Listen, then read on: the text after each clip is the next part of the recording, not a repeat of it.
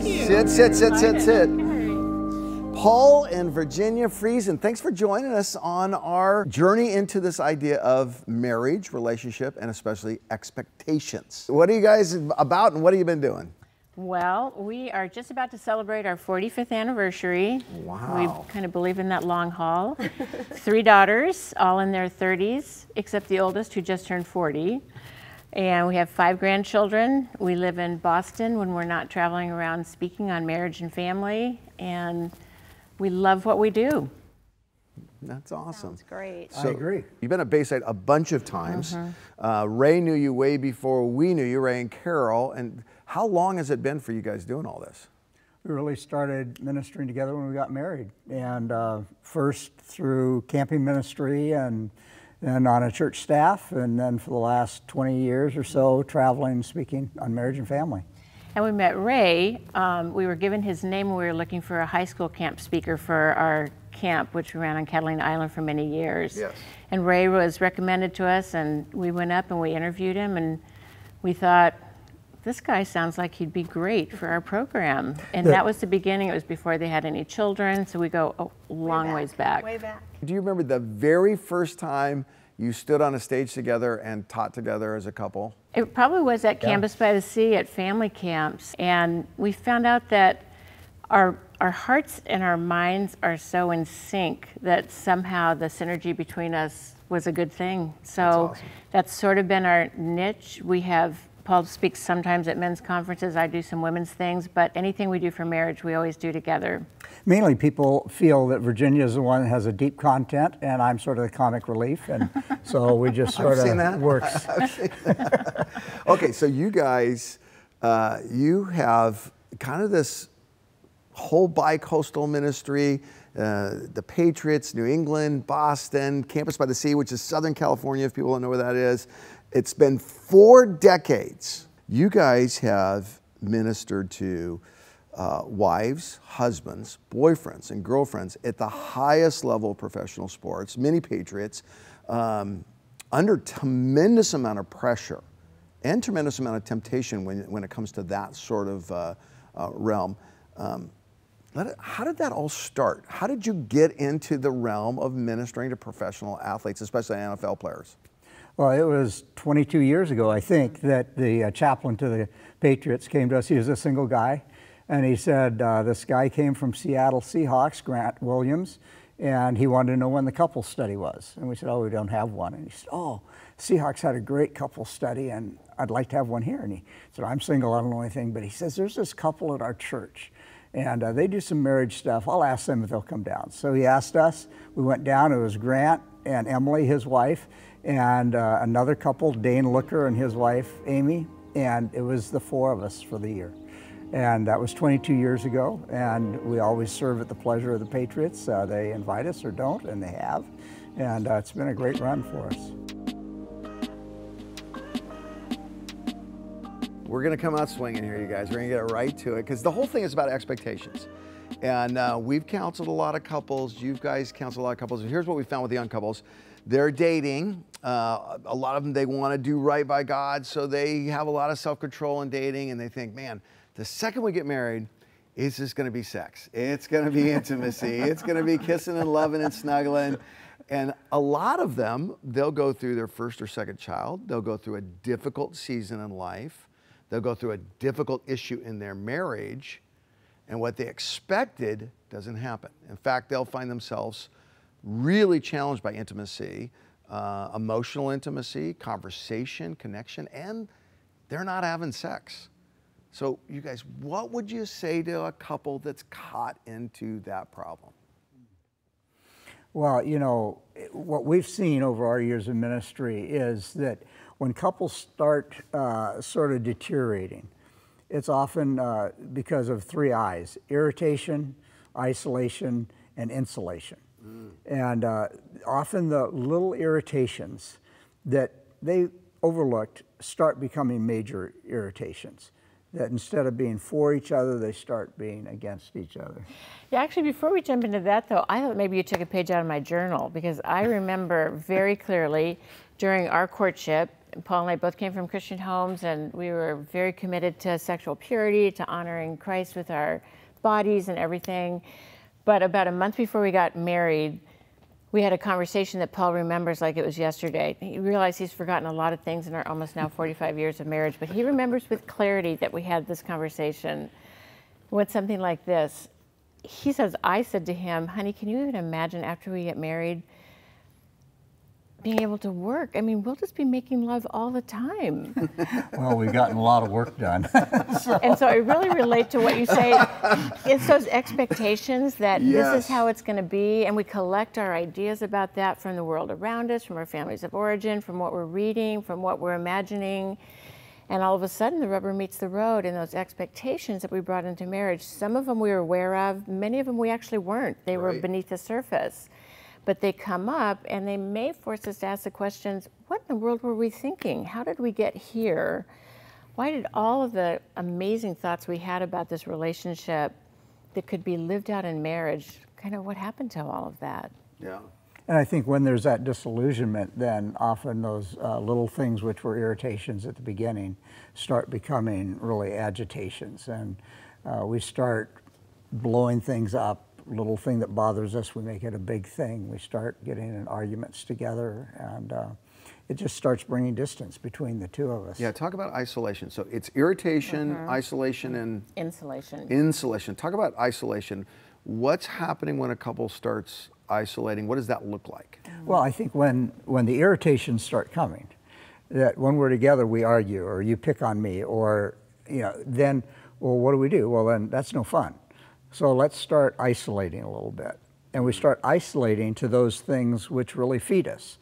So a lot of moms will isolate to their children, and the children are what they isolate on, or a guy to his job, or to their friends. And they just start separating from each other, isolating from each other, and not dealing with anything that brings conflict. So instead of working through those irritations, we isolate so that we can live peacefully. But you're in a peaceful home, but a home with no intimacy. Wow, that's so good. So the irritation doesn't get dealt with. It leads to the natural drift of isolation. And then talk about insulation. What is that? I think insulation happens when we begin to erect walls around our heart, around our emotions, around our expectations.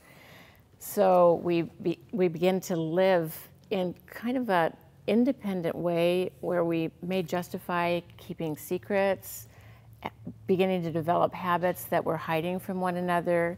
So we become kind of insular. We insulate our hearts because we don't want it to get hurt. So we're just going to build some walls so that this person can't really hurt us. And I think part of that is when you get in that situation and you're not doing well, instead of going for good counsel, we often get away from good counsel. So we maybe stop going to church, or stop going to our small group, or stop going to our accountability group, because we don't want somebody speaking into us at that point, because we've already made the decision, started down that road. And I think that's where we really get into a lot of trouble. Okay, I'm going to ask you in a minute about the solution, but I want to stay on the problem just for a second. So a lot of our expectations, some of them, Virginia, you said, unarticulated, we bring into the marriage, results in irritation. We naturally, Paul, start drifting apart in isolation. Then we insulate. Then you said something very, very profound, Virginia. We start keeping secrets. We start doing behaviors that we're not sharing with our spouse. You guys have counseled a ton of couples, a lot that have dealt with adultery, temptation, unfaithfulness. Talk to me more. What are some of those warning signs? I'm a couple listening to this. What are some of the precursors that are happening before a full-fledged failure happens? I think that anytime we move into a place of hiding, of being afraid that something that we are doing will be found out, that's a red flag immediately. And the enemy, in Genesis it tells us that the enemy is more crafty than anyone else on earth, and he still is. And he's got a new playbook with this insurgence of technology, with everything we have available to us. And I think that it's just very, very easy to begin moving into a place of secrecy and hiding. What are some positive things people can do to avoid exiting off in that direction of having an affair? That's a great question, because it's not enough to say what you can't do. Right. You have to fill it in then with, well, what can you do then? How can Plus, you? I'm just getting depressed right now. Tell me, give me There's some hope. There's Give hope. me some hope. These stupid phones have got us all sideways. It's so true. But we really believe that there's a very positive, proactive path to protecting your marriage. Good. And it's an A, so you're going to get an A if you follow this. Okay. I like that. It's attention, appreciation, affection, and application. That's awesome. That's so good. Yeah, Let's and break them that's down. awesome. There you Yeah. go. Another A. Straight A's. So I don't feel like giving affection, though. Well, you probably missed having attention. Okay. And So when we stop... break them down for us a little bit, Paul. Well, Start from the attention. beginning. Attention is that one that you did naturally before you got married. There you go. You know, you would pay attention to what Kelly was saying. You acted interested in everything she said. You asked about her family and how she was feeling. She was and super interesting back how then. her day went. It was fascinating. You knew what sort of flowers she would like, and you paid attention to her. Yes, I did. And I think it's very easy after years of marriage that we stop paying attention. We let the little so things good. go and some of the big things go. And so that has to do with priority, even though that's not an A word. But attention really comes by prioritizing your marriage and believing that anything that you really value, you invest in. And we get easily sidetracked. There are tons of great distractions. Quite honestly, we're raising kids, we have jobs, we have interests, we have families to take care of. There's a whole lot going on, no question. And it's very easy to just assume this is on autopilot. I mean, if anything changes, I'll let you know, but otherwise, we'll just keep living life and we stop paying attention. We hear this more from wives than we do from husbands, women who just feel neglected. They feel like their husband has absolutely invisible. Yeah. So paying attention is the first key in being proactive to keeping your marriage going in a positive direction. The second one is just showing appreciation for each other. Right. And appreciation for like your differences. Right. We're different in gender, in our temperament makeup, in how we feel and exchange love. And we often get pretty lazy in that. Or we get annoyed by the differences. Yeah. Yes, we are. We have a kind of a rule on it. It's like value the difference. So she grew up in a family where no one ever got sick. They didn't admit it. And I grew up with nurses. So when we first got married, I would get sick and I go, why aren't you in here checking my temperature every 10 seconds? And she would be like, oh, I'm going to let him be. He's going to go get into a dark room and not be bothered. But I was My doing the gift right thing. to him is that, so our family of origins was totally two different strategies. Yeah. And I just had to go, okay, she's giving me space. I value that. And she's like, he's smothering me with medications. I value that. Leave me alone. That's so encouraging though, because it really is not a huge step to say, we can get out of a lot of problems if I'll just take the baby step of listening to you, paying attention to you, being deliberate about asking you questions. And then will the affection come back? Will I start feeling some things? And what happens from there? Yeah, you're moving us right into the next A, which is affection. And again, it seems impossible before we get married to think that there would ever be a lapse in affection for each other, doesn't it? It's sort of like, oh, are we going to stop breathing then? But shockingly, in many, many marriages, all affection dries up. And the only affection that ever happens is when it's a setup for sexual intimacy. But if all of these other things haven't been happening, there's probably at least one spouse that's not all that interested in sexual intimacy. Creates some cynicism surrounding that intimacy. Exactly, yeah. The only time he pays attention to me is when he wants to show up in the bedroom. Because even when we say the word affection, I thought one thing. Virginia thought something very different. Right. She thought that we're talking, we're connecting. I thought we're having sex. Right. And so part of what keeps healthy couples healthy is knowing what affection is to the other person and putting their interests ahead of your own, saying, I know this is important to you, and it draws us closer, but it's not manipulative. It's not like, well, I talked to you for 30 minutes, you owe me 10 minutes in bed. Right, right. It's, I talked to you for 30 minutes because you're my wife, and Yes. that's what I should do because I love you. It is interesting though, couples, they find it shocking that that affection dries up. But they don't make the corollary that, well, if it leaves, it can come back. They don't see the dynamic there. They just get absolutist all of a sudden, like it's gone. It's always going to be gone. Our friend Jason Crow, we were doing this marriage thing, and he said, man, you come to me and say, I'm going to get rid of this marriage because I have no longer affection. He says, that's like you're saying you're going to get rid of your sports car because it ran out of gas. He said, go find some fuel. How do you, okay, I'm paying attention to you. My feelings are still not coming back. What's my next step? How do I find the fuel? Well, it's applying what you've just heard. So that's the application. That, okay, go get some fuel then. Because I think a lot of times we know the right thing to do, we just don't do it. We're lazy. I love John 13. It says, after Jesus washed the disciples' feet, it says, now that you know these things, you will be blessed. And then there are 4 words, if you do them. Right. And I think a lot of us, I know what Virginia needs. I'm just too lazy. I'm not going to do it. Right. But I don't get blessed by knowing what she needs. I get blessed by the application of actually doing something about it. So for instance, we would have a couple, we'll say to them, so all of this is missing now. The wife is feeling neglected, the husband isn't feeling honored in the relationship, neither one of them are affirming, appreciating each other, they're not paying attention, their car is out of gas, they're stalled out, and they think there's no hope for resurrection. We assure them that there is. We believe with all of our hearts that God is greater than our problems. And so this application piece is we often ask them, so when was the last time you guys had a date together? When was the last time you got out? And I want to just tell you, if they're in the throes of raising children, it can be, we were recently with a couple, we actually just came back from Hawaii and we did a lot of counseling while we were over there, and one of the couples said, we haven't been out on a date for 17 years, as long as we've had kids.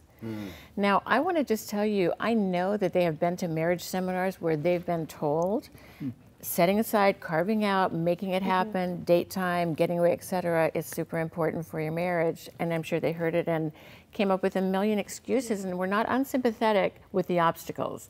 We know that babysitting is costly. We know that going out to dinner costs a lot of money. We know that schedules are full, da-da-da-da-da. But if you want your car to run, you regularly fuel it, right? You maintain it. So we say, start this month, we want you to go on 2 dates, and we say to the husband, and you're responsible for planning one of them, and to the wife, you're responsible for planning one. I'll tell you why that's good. The wife immediately goes, oh, finally, like if we ever did have a date, I was always the one, I had to get the babysitter, plan the date, make the da-da-da. So we just divide it. We say each one of you are responsible for one. Pick the dates when you leave our office today. Put them on your calendar. And then we want, when you come back next month, we want you to tell us what you've done. We think getting away on a marriage retreat, a marriage conference, a getaway, we personally feel that you should be gone for 2 nights per child. So if you have... That's a great rule. 2 nights per child, that's great. So we had 3 daughters, and we felt that getting away for 2 nights, 3 times a year was just a really good thing for both our marriage and for our kids. And you know, we find, especially wives, will say, but who can watch our children? We don't have anybody who can do that. My feeling is if the people who are watching your children don't harm them, leave them with them. But a lot of moms, frankly, are way too picky about childcare. I mean, they can eat Twinkies all weekend, they can watch movies all weekend. They won't die. But your marriage likely will die if you forget how good it is just to be together. Kids are a wonderful thing, but I think kids are an instrument of Satan. Yes, I agree. I've had that season. Yes, I know that child. And can I quickly correct that statement? She's just going to clarify. Yeah, I'm just going to clarify that children aren't a gift from Satan, but they are often used by Satan to divide us in our marriages. Unwittingly used of the devil. Really yeah, like you have a 2-year-old and you're hugging in the kitchen. Where does that 2-year-old get? Oh, right between you. And they push you aside. And those boogers, until you kick them out of the house, will keep dividing you if you let them. So don't let your kids ruin your marriage. When I was traveling quite a bit, I would come home and I would bring gifts for the kids. Because you travel, you feel guilty as a dad. And, you know, they play with them for a few minutes and toss them. And then Kelly and I'd start talking, and I'd say, did you pay the bill? And she'd say, oh, I forgot, because one of them, the kids would throw up and blah, blah, blah. And I'd be, oh, that bill didn't get paid. And we'd have a fight. And all of a sudden, the Lord convicted me, and he said, you know, you've got this backwards. And so I came home one time, and they said, where are our gifts? And I said, I didn't get you any gifts. But you sit down. I got mom gifts, and you're never getting any more gifts from travel. Mom's getting the gifts. And it's funny because they perked up. Yeah. And I just realized I need to spoil my wife and discipline my kids, not discipline my wife and spoil my kids. Good. And I didn't want to discipline her. It just felt that way after we got into the conflict, you know. Yeah, So, that's good. Oh, go ahead. Yeah, I just want to say also under this application, and I think this is a thread that goes through all of our thoughts really on marriage, is that because God designed marriage, and because part of the design of marriage is that it's really going to reflect His glory, I think trying to do marriage without God being central to your marriage is pretty tough. And so one of the things that we've learned through our now 45 years of marriage is that our personal relationship with Christ has an awful lot to do with our relationship with one another. We oftentimes get that upside down, and we expect our spouse to meet all of our needs. So we good, expect our Virginia. spouse to be God to us. Right. And so we relentlessly demand that they meet our emotional needs, they meet our physical needs, they meet our mental needs. And I think that when we go to our mate to do something that actually only God was designed to do for us, I think it places them in a position of impossibility. And I think that's why so many couples end up sort of giving up. I can never satisfy her. It's too big I of a can job. never. That's exactly right. So I think there are many, many things that we can do in marriage to love each other well. But I think that there are absolutely parts of us that no matter how hard we try, we cannot meet in each other, because those are reserved for God. And until we kind of get that priority right of our relationship, of growing in Christ likeness in our marriage, I think we're going to be running into a lot of walls. Well, it's interesting because that's really the offensive. It's saying, put your life with Christ first. You know, Romans 13:14 says, but put on the Lord Jesus Christ and make no provision for the flesh. And I think that's the offensive and the defensive. So put on the Lord Jesus Christ. That's what we're talking about. The offensive is have a relationship that's genuine. But then the defensive is make no provision for the flesh. And I think a lot of people have made provision for the flesh. Well, I know I shouldn't have been drinking as much as I was, and one thing led to another. Or I probably shouldn't have stayed in the hot tub with her as long as I did. Or I felt something was wrong with the person on the worship team. We were too close together, but we kept making melody together. And that's making a provision for the flesh. And so I think usually we know when we're starting to drift. And at those times, we're offensive because we are focusing on the Lord, and we're defensive because we're not proceeding with those things that we know would be displeasing to Him and to our spouse. That's so good. It gets back to expectations. If we put on our spouse an expectation that is only meant for God, we open ourselves up to those vulnerabilities. Okay, I'm going to ask one more hard question, and then we're going to go positive on an application, literally on an application. Okay, I have a friend. It's not my marriage, it's my friend, and their spouse was unfaithful.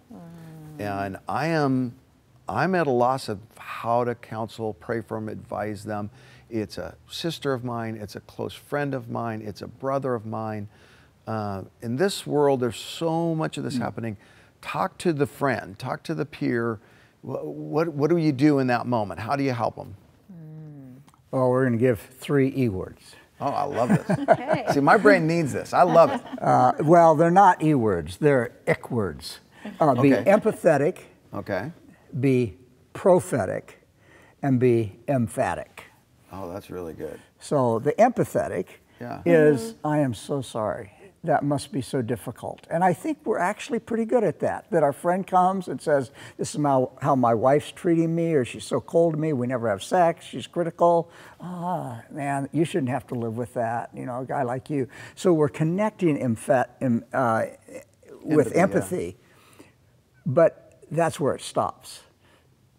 And so it's not just being expressing empathy, but it's also being prophetic as well.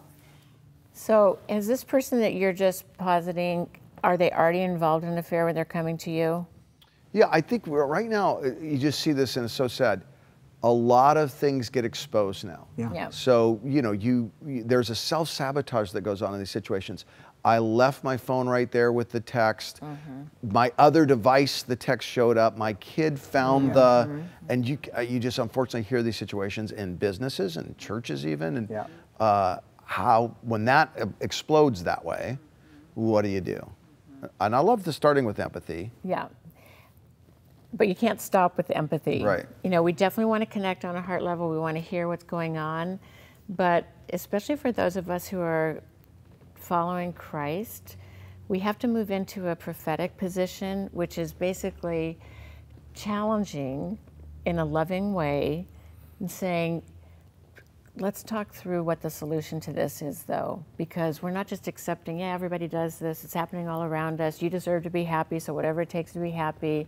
We're pretty good at filling in all of those platitudes from the worldly wisdom around us, but godly wisdom doesn't support that. There's really no justification for going outside of the marriage. So I think as people of God, we need to kind of get in each other's faces and say, please, so much hangs in the balance. Oftentimes we will say to a couple, so just play this reel out. Yes, that's such a great question. If you continue in this affair, in this, whether it's emotional or physical, we lump them kind of all together because they're both betrayals of the covenant. Right. So just go ahead and play that forward. See what is actually going to happen. Your children are going to graduate, but you're going to be divorced. You're going to each have, they're going to get married. There are going to be deaths in the family, all of that. Every one of those situations is going to reverberate with the destruction that's happening because you're moving towards the dissolution of your marriage. So we really think we need to speak truth to each other, and not many people are willing to do that. I think it's for a variety of reasons. Just pointing people to their future. Yeah. Just pointing people to their future. You don't even have to lecture them or really just go with your oldest child how this is going to work out. Exactly. With your finances how this is going to work out. That's so for good. And then the last one is be emphatic. Be emphatic. And what we mean by that is sometimes you can just say, well, you know, this is probably not the best decision, and you're sort of prophetic, you're speaking truth, but it's not like this is absolute. And really speak with passion, because sometimes people won't even talk to them because, oh, if I talk to them prophetically, I'm going to lose their friendship. Well, take a chance, because that's what you're called to do. But the emphatic is cut it off. No more. If I'm talking to a man, I say, you cannot see her again, you cannot talk to her again, you cannot, and they said, but I'll just be a friend. I said, no, you're not going to be a friend. That train left the station a while ago. Right. So, and it's just speaking with some passion. I think sometimes we're really not passionate about God's way is the best way. And so we're almost saying like, oh, that must be tough. And, you know, the best thing to do would be to stay married. But because we don't want to step on toes. Yeah, and so we just sort of let it hang there instead of say, and it's sin to do what you're doing. There's a business leader I know, and he had a moral failure with his wife. And after about a year, they brought the relationship back together, and he came back to church. And he really wasn't a faithful guy at church before this. It kind of, the whole thing brought them both to the Lord. And I said, what was the turning point? He said, I had a lot of friends leave my life. He said, but I had 2 friends stick. And the entire time, they said 2 things to me. I love you, and you're sinning. And they didn't abandon me, but they didn't abandon the truth. And he said, the persistence in, I love you, I'm not leaving you, I'm still your friend, you're not an embarrassment to me, but you are sinning. And I love you too much to not. And it really was, it not only restored his marriage, it brought him to Christ and to church and everything. I love that, guys.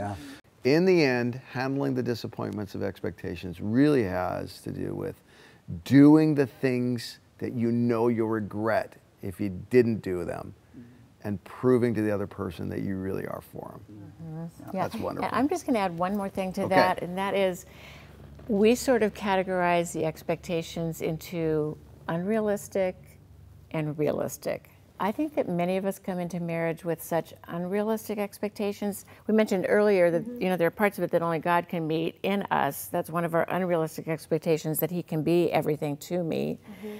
But I think even more than that, some of our subconscious expectations that are formed by our families of origin, what we saw in our parents' relationship, our life experiences, our passions, our temperaments, and all that. For instance, I really thought that every godly Christian man was neat and orderly and organized, because my father, who is a neat and orderly, godly man, he set the bar for me. Right. And I was marrying what I thought was the most godly man I had ever met, and I still believe that I did. But he's a mess. Clothes all over the floor, no real order, no real organization. And that created a small crisis for me, because it really, what it did is it surfaced what was for us an unrealistic expectation. Because no matter how hard Paul tries, he will never naturally be able to be orderly or organized. It's not in his gift set. He is extremely visionary. He's so gifted in that. But that means that he misses a lot of the details right in front of us. He won't even, I cleaned out his closet entirely during this COVID time. One of my DIY projects, I took everything out of his closet. I rehung everything so it's all facing the same way. The hangers are all, the pants aren't accordion to one side, everything. I couldn't wait to show him the closet. And he came home and I said, I have a surprise for you. And he came in, I opened his closet door and I said, don't you feel better? And he said, not really. He said, I mean, I appreciate that you did this, but, and to be honest, I'm not even sure he would have noticed He might not have noticed if you he would have. So that was an unrealistic Virginia, there's expectation. someone out there right now, they're getting inner healing by just hearing this. What's their next step? How do they make the adjustment? Well, I think there is one of the areas that you adjust by taking expectations that are unrealistic and put them to death. For instance, the person that Virginia went with before we started dating was very tall, very thin, very blonde, and a lot of hair. And I think her idea was that would be, well, I'm not tall, I'm not thin, and I don't have a lot of hair. I had more back then, but not still. If every morning we woke up, she said, you know, I always wanted to marry a taller person. Do you think you'll ever be taller? I mean, it's ridiculous, right? But I think we do that in marriage. We have an expectation that our spouse will be a certain way, and we're disappointed and we remind them of it daily. There are some expectations, it isn't going to happen with this wife, and it's not going to happen with this husband because of just who we are. And instead of harping on them, put them to death and work on the things that you can work on. So we're not talking about moral issues here, right? Right. So there's a big distinction, Preferences. but we're talking about preferences, exactly, that are rooted in our natural temperaments or Enneagram, however we want to approach So maybe it. parking in the garage is a really unrealistic expectation. I want the cars to for fit in you. the garage. I think it's great for storage. You can go more thrift shopping. Exactly. And so I think that's exactly what we do. Some of us just need to lay down our arms, because it's said that we probably like 80% of the person we're married to, and 20% we hope will change. And whichever side of that equation we live in is the one that's going to grow. And I think for that's so many, good. many couples, we live in the 20%, and it just starts to expand. And pretty soon we forget about the 80% because it's buried beneath a 20% that's now the majority of your view of your mate. When we talk about expectations, we have a phrase that we use a lot. And that phrase is, the difference between your expectations and your experience will equal your satisfaction. So you come into marriage with expectations, your experience does not match that, so therefore your satisfaction is very low. That's a great thought to end this section on. Thank you, guys. Thank you. You know, when we're asked what's the one piece of advice that would help a marriage, it sounds like a Sunday school answer, but it actually is, and it's the right answer. We need to focus on becoming more Christ-like. When I am a husband who is more Christ-like, I'm going to treat Virginia better. When Virginia is more Christ-like, she's going to treat me in a more Christ-like manner, which is going to cover all sorts of areas. We're still going to have issues of our temperament and all these different things that annoy us at times, but how we're going to approach each other is very different than if we are walking away from Christ. And I would just add to that, falling underneath the umbrella of being more Christ-like is that we just have to get really good at forgiving and extending grace. The truth is that when two sinful people get married, and that's all of us, we come from different backgrounds, different families of origin, we have different temperaments, we have different passions, we've had different life experiences, and we have different expectations. All of those set up a collision course that's bound to happen. So if we can be those who in Christ-likeness live in a forgiving way with one another and extending great amounts of grace to each other, it's just going to cover a whole lot of our issues that otherwise will divide us and separate us. You know, when we got married, we believed that we would be better together. And if we can continue with that mindset, being thankful for this person that God has brought into our life that reflects the image of Christ, and if we can focus on that, we can actually be better together. And as we are following Christ more fully and delighting in Him, we think we're going to also find that we delight in each other. So our word of encouragement is don't give up on your marriage. We think that believing that there are solutions outside of our marriage, it may be that we seek counsel from a pastor, from a counselor, we can read books on marriage, go to marriage conferences, seminars, things like that. All of those things can build into us exactly what we need to navigate this wonderful but oftentimes challenging institution of marriage. And over all of that, we believe with all of our hearts that God is just bigger than our problems. And so if we keep going to Him and wanting to be more like Him, it's going to really impact our marriage in just a great way. We live in a culture that believes marriage is disposable. We don't believe it is. Okay. Good.